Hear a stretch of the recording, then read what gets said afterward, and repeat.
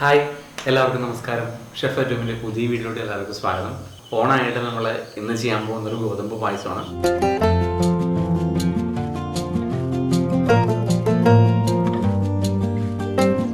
അപ്പോൾ അത് full preparation നടത്തി നമ്മൾ ഒരു ഓടിൻ്റെ ഉള്ളിൽ തന്നെയാണ് ഫുള്ള് കുക്കിംഗ് നടത്തിയിരിക്കുന്നത്.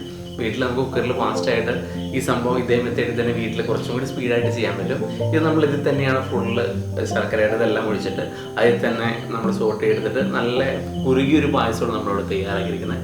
കാഷ്യൂട്ടും കിസ്മിസ് എല്ലാം ആയിട്ട് നല്ലൊരു കുറുകിയ നല്ല ടേസ്റ്റുള്ള ഒരു പായസമാണ്. എല്ലാവർക്കും ഇഷ്ടപ്പെടുന്ന മെത്തേഡാണ് ചെയ്തിരിക്കുന്നത്.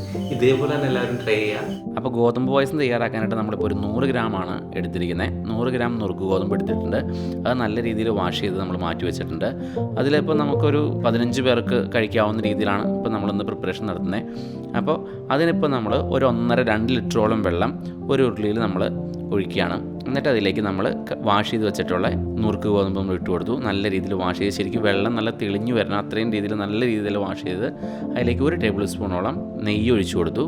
എന്നിട്ട് നമ്മൾ അതിനെ നല്ല രീതിയിൽ ഇളക്കുകയാണ്. ഇത് കുക്കറിലാകുമ്പോൾ ഇത്രയും വെള്ളം വേണമെന്നില്ല, 1 ലിറ്റർ വെള്ളം മതി. അത്രയും അത് കറക്റ്റായിട്ട് ആയിക്കോളും. ഇതിൽ നമ്മൾ ഉരുളിയിൽ നമ്മൾ അടച്ചു വെച്ചിട്ടാണ് വേവിക്കണം. എന്നാലും അല്പം വെള്ളം കൂട്ടി വയ്ക്കണം.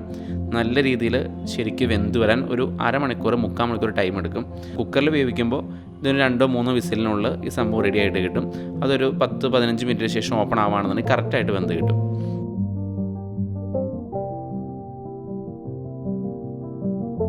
ഇതിപ്പോൾ നമ്മൾ ഇതിനായിട്ട് ശർക്കര ഉരുക്കാൻ വയ്ക്കുകയാണ്. അതൊരു 300 ഗ്രാമോളം ശർക്കര നമ്മൾ എടുത്തിട്ടുണ്ട്. 300-350 ഗ്രാമോ ശർക്കര കൂടിയാലും കുഴപ്പമില്ല. നമുക്ക് കുറഞ്ഞു കഴിഞ്ഞാൽ അത് ബുദ്ധിമുട്ടാണ്. പിന്നെ നമ്മൾ പഞ്ചസാര ഇട്ട് കൊടുക്കേണ്ടി വരും. അപ്പോൾ അതുകൊണ്ട് ശർക്കര നമ്മൾ ശരിക്കും 1 കപ്പ് അല്പം വെള്ളം എടുത്തിട്ട് നമ്മളതിനെ നല്ല രീതിയിൽ ഉരുക്കാൻ വയ്ക്കുകയാണ്. ഒട്ടും കട്ടയില്ലാതെ നല്ല രീതിയിൽ നമ്മൾ ഉരുക്കിയെടുത്തു. അതിനുശേഷം ശരിക്കും വെന്തതിന് ശേഷം മാത്രമാണ് നമ്മൾ ശർക്കര ഇതിലേക്ക് ഒഴിച്ചു കൊടുക്കാവുള്ളൂ. ഗോതമ്പ് ഒരു 3/4 മണിക്കൂറോളം നല്ല രീതിയിൽ വെന്ത് ഉടഞ്ഞതിന് ശേഷം നമ്മളതിലേക്ക് ഉരുക്കിയ ശർക്കര ഒരു 300 ഗ്രാമോളം ശർക്കര നമ്മളെടുത്ത് ശരിക്കും മെൽറ്റാക്കി നല്ല ലിക്വിഡ് പരുവത്തിലാക്കി അതിലേക്ക് അരിച്ചൊഴിച്ചു കൊടുക്കുകയാണ്. ഒട്ടും കല്ലോ തരിയോ ഇല്ലാത്ത രീതിയിൽ നമ്മൾ അരിച്ച് അതിലേക്ക് ഒഴിച്ചു കൊടുത്തു. ഇനി ആ പായസം അതിലിരുന്നാണ് കുറുകുന്നത്. അത് നല്ല രീതിയിൽ കുറുകി ഒരു 10 മിനിറ്റോളം ശരിക്കും കുറുകി കഴിയുമ്പോൾ നമ്മളതിൽ 3-ാം പാലാണ് ആദ്യം ഒഴിച്ചു കൊടുക്കുന്നത്. ഒരു തേങ്ങയുടെ പകുതി മുറി എടുത്തിട്ടാണ് നമ്മളിപ്പോൾ പാല് തയ്യാറാക്കിയിരിക്കുന്നത്. അത് നമ്മൾ മിക്സിയിൽ ഒരു വലിയ അരിപ്പയിൽ നല്ല രീതിയിൽ അരിച്ചെടുത്ത് അതിനൊന്നും കൂടി നമ്മുടെ വളരെ നൈസായിട്ടുള്ള അരിപ്പയിൽ ഒന്നും കൂടി അരിച്ചിട്ടാണ് നമ്മളതിലേക്ക് ഒഴിക്കുന്നത്. തേങ്ങയുടെ ഒരു ജസ്റ്റ് നമ്മൾ അരിക്കണ ഒരു ഇത് കിട്ടുകയാണെന്നുണ്ടെങ്കിൽ പിന്നെ ആ ഇത് പൊന്തി കിടക്കും. അപ്പോൾ അതുകൊണ്ട് നമ്മൾ ശരിക്കും സ്ട്രെയിൻ ചെയ്തിട്ട് വേണം തേങ്ങാപ്പാൽ അതിലേക്ക് ഒഴിക്കാൻ. ഇപ്പം നമ്മളതിൽ 3-ാം പാൽ ഒഴിച്ച് നല്ല രീതിയിൽ വീണ്ടും അതിനെ കുറുക്കിയെടുക്കുകയാണ്. നല്ലോണം മിക്സ് ചെയ്തെടുക്കുകയാണ്. വെള്ളത്തിൻ്റെ അളവ് വളരെ കുറച്ച് തേങ്ങാപ്പാലാണ് ഫുള്ള് കുക്കിംഗ് ചെയ്യുന്നത്.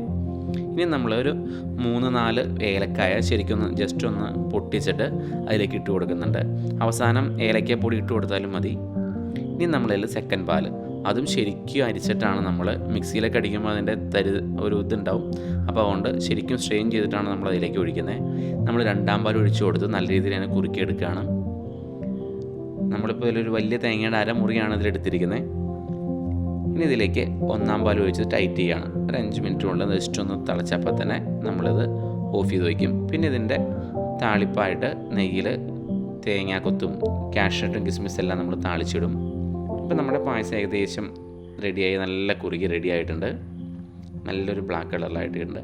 ഇനി ഇതിലേക്ക് നമ്മൾ ഒരു 2 ടേബിൾ സ്പൂൺ നെയ്യ് വേറൊരു പാനിലേക്ക് ഒഴിച്ചു കൊടുത്തു.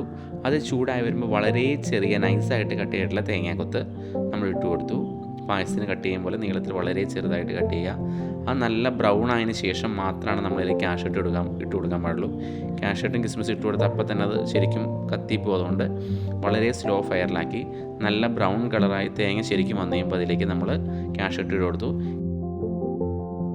കാഷ്യൂട്ട് അത്യാവശ്യം ബ്രൗൺ കളറായിട്ട് വരുമ്പോൾ അതിലേക്ക് കിസ്മിസ് ഇട്ട് കൊടുത്തു. വളരെ സ്ലോ ഫയറിൽ വേണം ഇത് ചെയ്യാൻ, അല്ലെങ്കിൽ ശരിക്കും പെട്ടെന്ന് തന്നെ കരിഞ്ഞു പോകും. അതുകൊണ്ട് വളരെ സ്ലോ ഫയർ നമ്മളിട്ട് നമ്മുടെ പായസം ശരിക്കും കുറുകി നല്ല ബ്ലാക്ക് കളർ വന്നിട്ടുണ്ട്.